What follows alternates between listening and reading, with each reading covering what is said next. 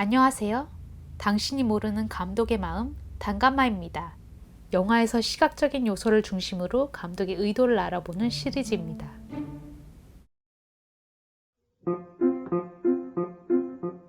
블로킹은 연극에서 무대 위 연기자들의 위치와 움직임을 구상하고 동선을 짜는 과정을 말합니다. 관객은 객석이라는 한 방향에서만 공연을 바라보기 때문에 블로킹은 무대에 입체감을 불어넣어주는 중요한 과정이죠. 이 용어는 영화계로 넘어오게 되면서 한 장면을 촬영할 때 프레임 안에 있는 배우들의 동선을 뜻하게 됐습니다. 블로킹은 이렇게 캐릭터의 내면을 관객들의 눈에 보이게끔 외적인 요소로 표현할 수 있는 장치입니다. 등장인물들이 자신의 감정과 생각을 안무와 노래로 표현하는 뮤지컬이나 뮤지컬 영화의 경우 연기자들의 노래와 동선이 밀접하게 얽혀있기 때문에 더욱 탄탄한 블로킹이 필요합니다. 이번 회에서는 레미제라블을 영화한 톰 후퍼 감독의 2012년 작품을 예로 들어 블로킹에 대해 알아보겠습니다.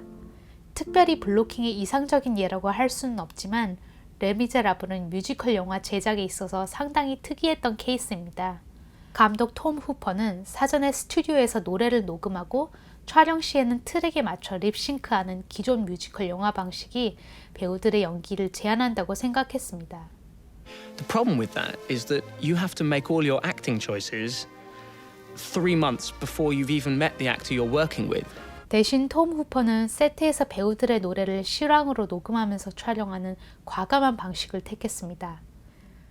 빅토르 위고의 동명소설에 기반한 레미제라블은 1800년대 초반을 배경으로 주인공 장발장과 그가 영향을 끼친 주위 인물들의 삶을 보여줍니다.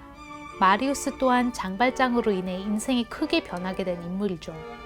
친구인 앙졸라스가 이끄는 결사체에 합류해 파리 봉기를 계획하는 와중에 그는 길거리에서 장발장의 수양딸 코제트를 보고 첫눈에 반하게 됩니다. 극중 아베세 카페 레드 앤 블랙 장면은 이렇게 갑자기 사랑에 빠져버린 마리우스와 본인의 삶을 희생해서 더 나은 세상을 만들고자 하는 지도자 앙졸라스 간의 갈등을 다룹니다. 두 사람의 관계와 소망이 블로킹을 통해 어떻게 표현되는지 살펴볼까요? 카페 미쟁에서 지도자 앙졸라스는 혁명의 분위기가 고조된 이 순간 긴장을 풀어선 안 되며 민중을 결집시킬 신호탄이 필요하다고 말합니다. 앙졸라스의 눈에 단단히 결집하지 못하고 분열된 민중의 모습이 보여서 그런 말이 나온 거겠죠? 크게 두 구역으로 나뉘어 있는 카페 미쟁은 이러한 모습을 반영하고 있습니다. 창문들이 있는 쪽에서는 앙졸라스를 포함한 학생들이 봉기를 준비하고 있습니다. 혁명에 대한 희망과 열정으로 진지하게 회합에 임하고 있는 그룹입니다.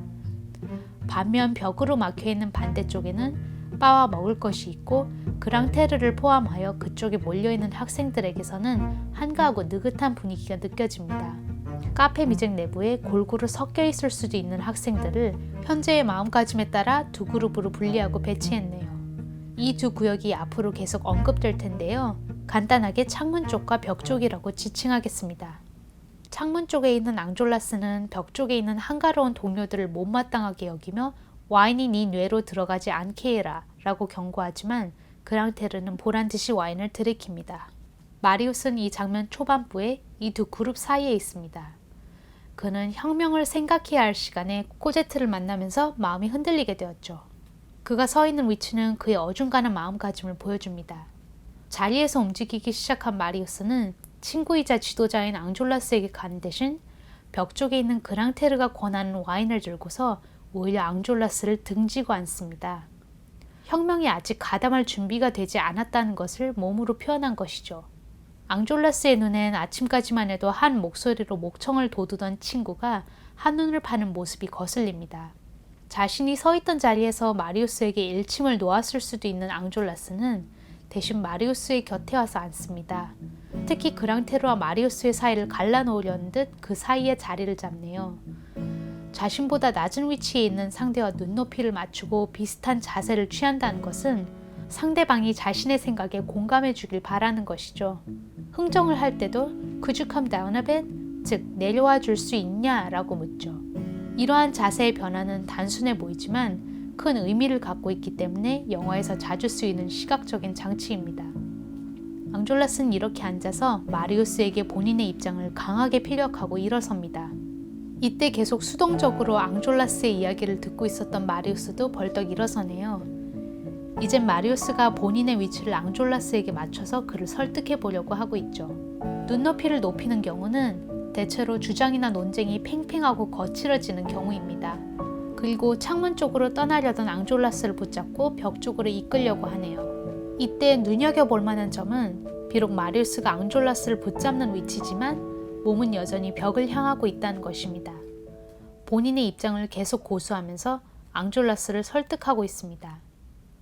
이때 이 형세를 바꿔놓을 새로운 요소가 다른 방향에서 등장합니다.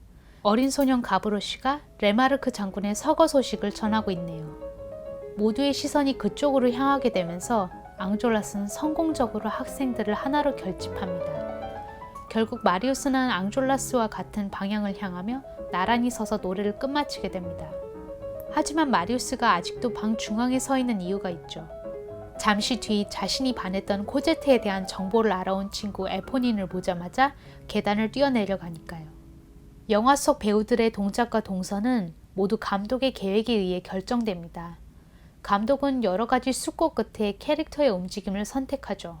캐릭터의 움직임에 대한 감독의 마음을 가늠해 봄으로써 여러분의 영화 감상이 더욱 흥미로워질 수 있길 바라며 블로킹에 대한 짧은 이야기를 마칩니다. 영화 속 시각적인 요소의 의미에 대한 이야기를 더 보고 싶으시면 구독, 좋아요 부탁드려요. 이상 당신이 모르는 감독의 마음, 단감마였습니다.